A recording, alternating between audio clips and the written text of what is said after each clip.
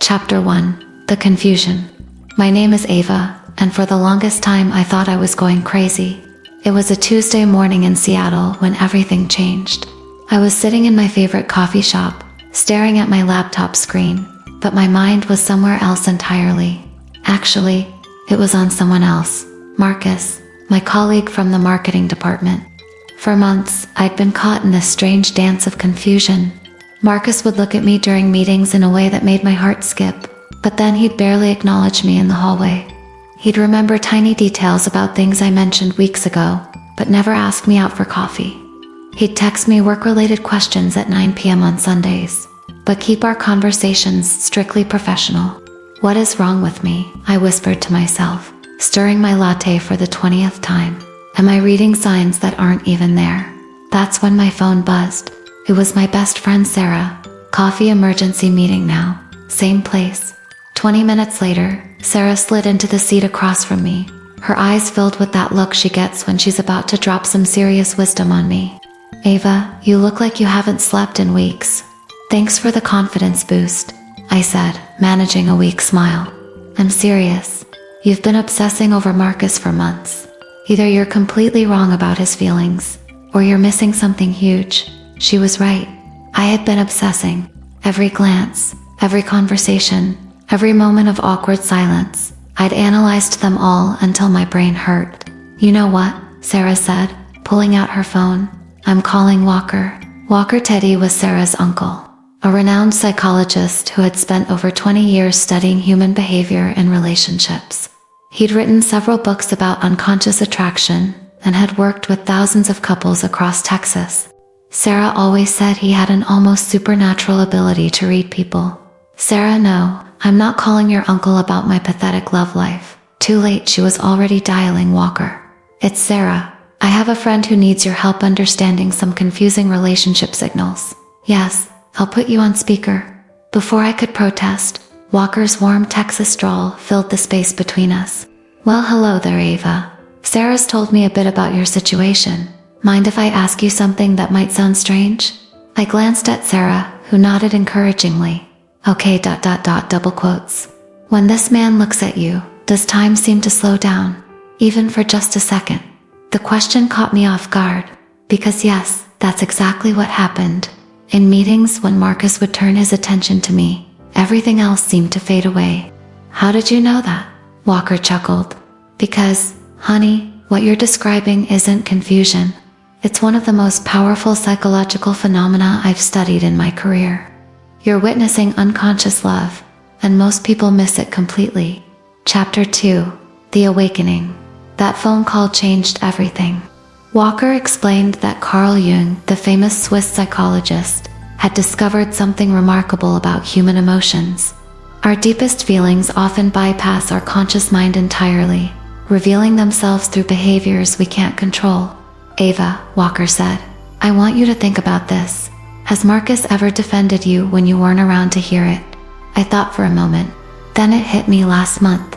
I'd heard from another colleague that Marcus had firmly corrected someone who'd criticized my presentation.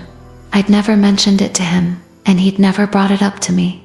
Yes, I whispered. That's what I call unconscious protection. When a man's soul recognizes yours, he'll defend you even when there's no logical reason to do so. It's not strategic, it's instinctual. Walker went on to explain that he'd documented this pattern in over 2,000 case studies across North America. In Toronto, he'd worked with Emma and James, who spent 2 years in confusion because James showed all the unconscious signs of deep love but couldn't verbalize his feelings. In Denver, it was Maria and David, same pattern. The man's behavior changed in subtle ways that only a trained eye could recognize. Here's what most people don't understand, Walker continued. When someone is more in love with you than they realize, their body and unconscious mind start acting on behalf of their heart, even when their logical brain is still catching up. He asked me to pay attention to specific signs over the next 2 weeks. Week 1, the attention test. Notice how Marcus's attention shifts when I enter a room. Observe if he remembers small details I mention. Watch his body language during group conversations. Week 2, the priority test. See if he makes time for me despite having a busy schedule.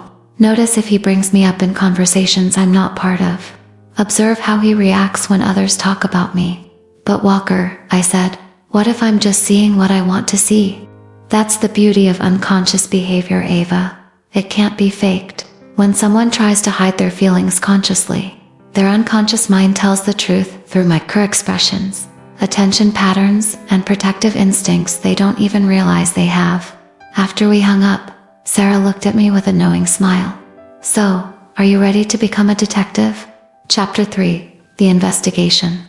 The next 2 weeks felt like I was living in a psychological thriller, except I was both the detective and the mystery. Day 1 of week 1, I walked into our Monday morning meeting 5 minutes late. As I scanned the room for an empty seat, I caught Marcus mid-sentence during his presentation. He stopped talking for just a moment, maybe 2 seconds, but his eyes found mine immediately. Not the polite acknowledgement you give a latecomer, but something deeper, like he'd been waiting for me to arrive when I sat down. He continued his presentation, but I noticed something I'd never seen before. He kept glancing in my direction, not at others in the room, not obviously, but consistently. Note to self, Walker was right about the attention shift. Day 3 of week 1, during lunch, I casually mentioned to Marcus that I was thinking about taking a photography class on weekends. It was just small talk while we waited in line at the cafeteria. Day 8 of week 1, Marcus sent me an email with a link to a photography exhibition happening downtown, with a note, "Thought you might find this interesting for your weekend class." He'd remembered, a throwaway comment from 5 days ago, and he'd not only remembered but acted on it. Day 10 of week 1, this was the breakthrough moment. I was having a particularly stressful day. A client presentation had gone poorly, and I was fighting back tears at my desk. I hadn't told anyone how upset I was. I was trying to keep it professional. Marcus appeared at my desk with a cup of tea, not coffee tea, chamomile tea specifically. "You seemed like you needed this," he said simply, setting it down beside my keyboard. Here's the thing. I'd never told Marcus I preferred tea over coffee when stressed. I'd never even told him I drank tea at all. But somehow, he'd noticed. He'd observed my habits closely enough to know that when I was upset, I'd quietly slip away to the break room and make myself chamomile tea. That level of attention doesn't come from casual interest. It comes from something much deeper. Week 2 brought even more revelations. Day 2 of week 2, I overheard Marcus talking to Jake from accounting. They were discussing weekend plans, and Jake mentioned a new restaurant that had opened up. "You should check it out," Jake said. "Great place for a date." Marcus's response stopped me in my tracks. "I'm not really dating anyone right now. There's someone I'm interested in, but ... He trailed off, but I caught the way his voice softened when he said, "Someone I'm interested in." Day 5 of week 2, during a team brainstorming session, our manager asked for volunteers to work on a challenging new project. It would mean long hours and weekend work. I raised my hand because I needed the experience, even though I was already overwhelmed. Before I could fully volunteer, Marcus spoke up. "I'd like to work on that project." Then, looking directly at me, he added, "Maybe Ava and I could partner on it. I think we'd work well together." Later in private, he explained, "I know you wanted that project, but I also know you're already juggling a lot. This way we can share the workload, and you'll still get the experience." He was protecting me from burnout while making sure I got what I wanted professionally. Jung would have called this unconscious caretaking, when someone starts feeling responsible for your well-being, without even realizing it. Day 12 of week 2. The most telling moment came during our company's Friday happy hour. I was talking with a group of colleagues when someone made a joke at my expense. Nothing cruel, just typical office banter, but it stung a little. I laughed it off, but out of the corner of my eye, I saw Marcus's expression change. His jaw tightened slightly, and he stepped closer to our group. He didn't say anything dramatic, but he smoothly redirected the conversation away from me and toward something else. It was such a subtle move that I doubt anyone else noticed, but I did. And more importantly, Marcus probably didn't even realize he'd done it. His instinct to protect me had kicked in automatically. That night, I called Walker. Chapter 4, The Understanding. "Walker, I think you're right," I said, pacing around my apartment. "But now what?" I have all this evidence that Marcus might have feelings for me, but he's still not making a move. What am I supposed to do with this information? Walker's laugh was warm and understanding. Ava, you're asking the wrong question. You're still thinking about this like a chess game. What's your next move? How do you win? But unconscious love doesn't work that way. He explained that in his practice. He'd seen this pattern hundreds of times. In Vancouver last year, he'd worked with Rebecca, a 28-year-old teacher who was in exactly my situation. The man she was interested in showed every sign of unconscious love, but he was terrified of ruining their friendship. What Rebecca learned and what you need to understand is that when someone is unconsciously in love with you, they're not withholding their feelings to be cruel. They're usually protecting something they value too much to risk losing. That hit me like a lightning bolt. Marcus and I had developed a genuine friendship over the past year. We worked well together, laughed together, and had built real trust. Maybe he was afraid that expressing romantic feelings would destroy something that was already precious to him. So what did Rebecca do? I asked. She created emotional safety. Instead of pressuring him to confess his feelings, she showed him through her actions that she felt the same way. She started mirroring his unconscious behaviors. Walker explained the concept of reciprocal unconscious signaling, a technique he developed based on Jung's work on synchronicity and emotional resonance. The 3-step process. Step 1. Mirror his attention. When Marcus gave me his focused attention, I would do the same for him. If he remembered details about my life, I would start remembering and acting on details about his. Step 2. Create moments of vulnerability. Jung believed that deep connections require mutual vulnerability. I needed to share something real about myself, not just surface-level information, but something that mattered to me. Step 3. Trust the process. This was the hardest part. Instead of trying to force a confession or a dramatic moment, I needed to let the unconscious connection develop naturally. Remember, Ava, Walker said, love that's born from the unconscious mind is incredibly powerful, but it needs time to surface. You're not trying to convince him to love you. You're helping him recognize what's already there. Chapter 5. The application. Week 3. Mirroring his attention. I started paying attention to Marcus the way he'd been paying attention to me. When he mentioned being stressed about a presentation, I brought him his favorite coffee the next morning. When he casually mentioned loving old movies, I remembered and brought up a classic film festival happening in town. The effect was almost immediate. I could see something shift in his eyes, a recognition like he was seeing me differently. Week 4. Creating vulnerability. This was scary. During one of our project meetings, we were discussing creative approaches, and I took a deep breath. Can I share something with you? I said. I've always been afraid that my ideas aren't good enough. In school, I was the kid who had thoughts but rarely spoke up because I was scared of being wrong. Working on this project with you has been the first time in years that I've felt confident about my creative input. Marcus stopped looking at his laptop and turned to face me completely. Ava, your ideas have been the strongest part of this entire project. I've actually been intimidated by how creative you are. Something passed between us in that moment, a recognition of mutual respect and genuine care. Week 5. The breakthrough. It happened on a Thursday evening. We were working late on our project, and the office was nearly empty. I was frustrated with a section that wasn't coming together, and I could feel my stress levels rising. Hey, Marcus said softly, take a break. You're pushing too hard. I'm fine, I said, but my voice betrayed my frustration. He rolled his chair over to my desk. Ava, look at me. When I met his eyes, something was different. The careful professional mask he usually wore was gone. I need to tell you something, he said, and I could hear his heart beating, or maybe that was mine. What? I think I've been an idiot. I waited, afraid to breathe. I've been trying so hard not to complicate our friendship, not to make things weird at work, that I've been ignoring something obvious. He paused, running his hand through his hair. I care about you, Ava, more than I should, more than is probably smart, but I can't keep pretending I don't. My heart felt like it might explode. Marcus, ... I know you might not feel the same way, and if you don't, we can pretend this conversation never happened.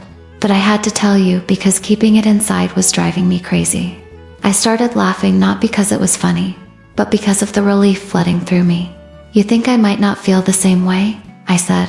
Marcus, I've been analyzing every conversation we've had for months, trying to figure out if you could possibly be interested in me. His face broke into the most beautiful smile I'd ever seen. Really, Chapter 6. The psychology behind it all. 6 months later, Marcus and I were sitting in Walker's office in Austin, Texas. We'd flown down to meet the man who'd helped us understand what we'd been too afraid to see. Walker's office was exactly what I'd imagined, filled with books on psychology, comfortable chairs, and an atmosphere of wisdom and warmth. So, Walker said, settling into his chair with a cup of coffee, tell me how the story ends. Marcus reached for my hand. It doesn't end. It just begins more honestly. Walker nodded approvingly. That's exactly right. What you two experienced is what Jung called synchronicity, meaningful coincidences that point to a deeper connection. But more than that, you learn to read the language of the unconscious mind. He explained that the patterns we'd noticed weren't unique to us. In his research across the United States, Canada, and Australia, he'd documented the same unconscious behaviors in thousands of couples who were deeply compatible but initially afraid to acknowledge it. In Melbourne last year, I worked with a couple who'd been colleagues for 3 years. Same pattern, unconscious protection, detailed attention, priority shifting. In New York, it was 2 graduate students. In London, 2 teachers. The unconscious mind doesn't lie, and it doesn't discriminate based on geography or culture. Marcus asked the question I'd been wondering about.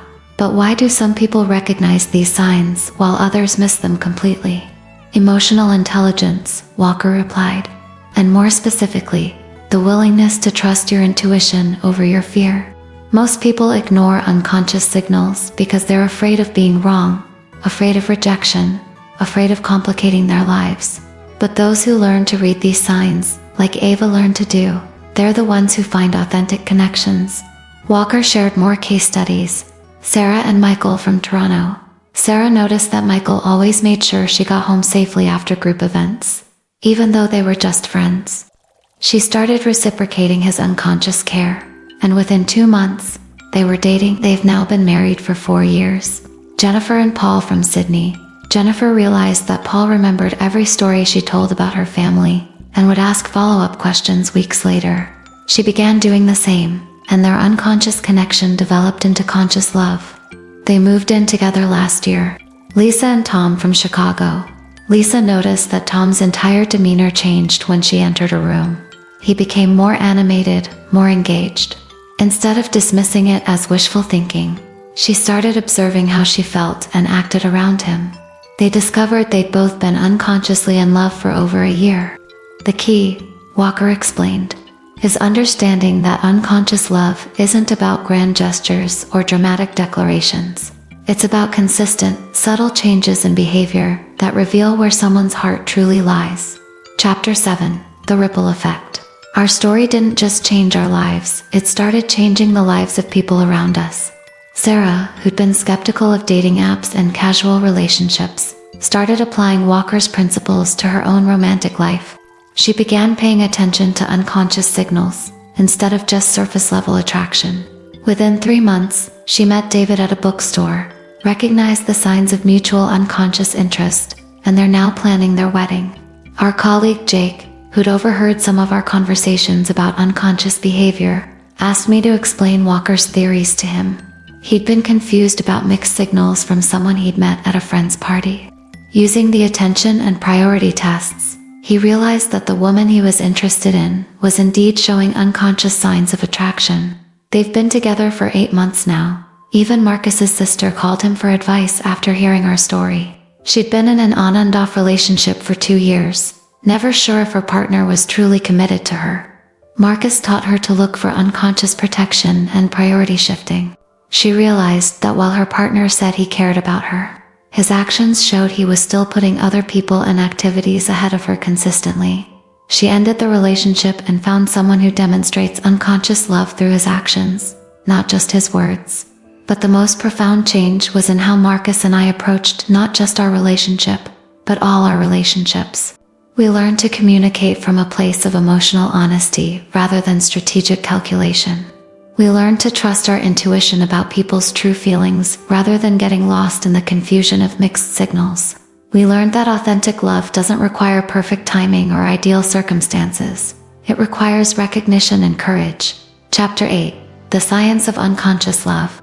A year after that first confusing Tuesday morning, I found myself co-presenting with Walker at a psychology conference in Denver. We were sharing research on unconscious attraction patterns, and I was telling our story as a case study. Ladies and gentlemen, I said to the audience of relationship counselors and therapists, what I want you to understand is that unconscious love isn't mystical or magical. It's neurological. Walker had taught me that when someone is deeply attracted to you on an unconscious level, their brain starts firing in patterns similar to addiction. The person becomes a source of dopamine, serotonin, and oxytocin, the chemicals associated with pleasure, happiness, and bonding. This is why Marcus remembered details about my life that I barely remembered sharing, I explained. When your brain is chemically focused on someone, you unconsciously prioritize information about them. You store it differently, access it more readily, and act on it more frequently. The unconscious protection behavior we'd noticed was linked to the brain's threat detection system. When someone matters to you on a deep level, your brain starts monitoring their emotional and physical safety, as if it were your own. The beautiful thing about unconscious love, Walker added, is that it can't be manufactured or faked long-term. You might be able to pretend to care about someone for a few weeks, but you can't sustain the consistent attention patterns, memory prioritization, and protective instincts that characterize real unconscious attraction. We shared statistics from Walker's research. 89% of couples who demonstrated mutual unconscious attraction, patterns measured over a 3-month period, reported high relationship satisfaction after 2 years together. 76% of individuals who learned to recognize unconscious love signals found meaningful relationships. Within 6 months of applying the techniques, 92% of people who trusted their intuition about unconscious attraction, rather than waiting for verbal confirmation, reported feeling more confident in their romantic relationships. Chapter 9. The Lessons We Learned. If I could go back and talk to that confused, frustrated version of myself sitting in the coffee shop that Tuesday morning, here's what I would tell her. Lesson 1. Trust your intuition, but verify with observation that feeling you have that someone cares about you more than they're letting on. It might be right, but don't just rely on hope. Look for the unconscious behaviors that confirm or deny your intuition. Lesson 2. Unconscious love shows up in patterns, not single events. One protective gesture could be coincidence. Consistent protective behavior is a pattern. One moment of focused attention could be politeness. Consistent prioritization of your presence and input is a pattern. Lesson 3. Fear often masquerades as disinterest. Some of the most loving people are the most afraid of expressing love. If someone shows unconscious signs of deep care, but seems hesitant to move forward romantically, they might be protecting something they value, rather than rejecting something they don't want. Lesson 4. Emotional safety accelerates recognition when you create an environment where someone feels safe to be vulnerable. Their unconscious feelings are more likely to surface into conscious awareness. Lesson 5. Authentic love doesn't require perfect communication. Marcus and I spent months misunderstanding each other's words, while unconsciously understanding each other's hearts. Real connection often happens below the level of language. Chapter 10. Where we are now. It's been 3 years since that Tuesday morning revelation, and Marcus and I are engaged. We're planning a wedding for next fall, and Walker has agreed to officiate the ceremony. But more than that, we've built a relationship based on the principles that brought us together. Paying attention to unconscious signals, creating emotional safety, and trusting the wisdom of intuition, combined with careful observation. We don't have a perfect relationship. No one does. We still have moments of misunderstanding, stress, and disagreement. But we have something more valuable than perfection. We have authenticity. We know how to read each other's unconscious signals, so we can address problems before they become crises. We know how to create vulnerability, so we can connect during difficult times. We know how to trust the process, so we don't panic when things feel uncertain. Marcus often jokes that he fell in love with me twice, once unconsciously, before he even knew what was happening, and once consciously, when he finally understood what his heart had been trying to tell him all along. I think that's the most beautiful part of our story. Love didn't happen to us in one dramatic moment. It grew in the quiet spaces between words, in the unconscious choices we made to prioritize each other, in the way our souls recognized something true before our minds caught up. Sarah is my maid of honor, of course. Walker is flying in from Texas, not just to perform the ceremony, but to present new research on unconscious attraction at a conference the week after our wedding. And Jake is Marcus's best man. Still grateful for the day he learned to trust unconscious signals instead of confusing surface-level conversations. Epilogue the message. To anyone reading this who feels confused about someone's feelings toward them, who wonders if they're imagining signs that aren't really there, who has ever felt that pull toward someone who seems interested one moment and distant the next, trust your intuition, but verify it with observation. Look for the patterns, not just the individual moments. Pay attention to how someone's behavior changes specifically with you, compared to how they act with others. Most importantly, remember that love, real, authentic, transformative love, often begins in the unconscious mind, long before it reaches conscious awareness. Just because someone hasn't said I love you, doesn't mean they don't. Just because someone seems hesitant, doesn't mean they're not interested. Sometimes the deepest love is the quietest love. Sometimes the most authentic connections develop not through dramatic declarations, but through consistent unconscious choices to prioritize, protect, and cherish another person. And sometimes, if you're very lucky and very brave, you get to experience the magic of two souls recognizing each other before two minds figure out what's happening.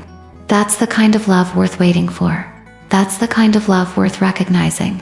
And that's the kind of love that changes not just your relationship status, but your entire understanding of what human connection can be. The unconscious doesn't lie. When someone's soul chooses yours, their actions will tell you long before their words do. The question is, are you paying attention?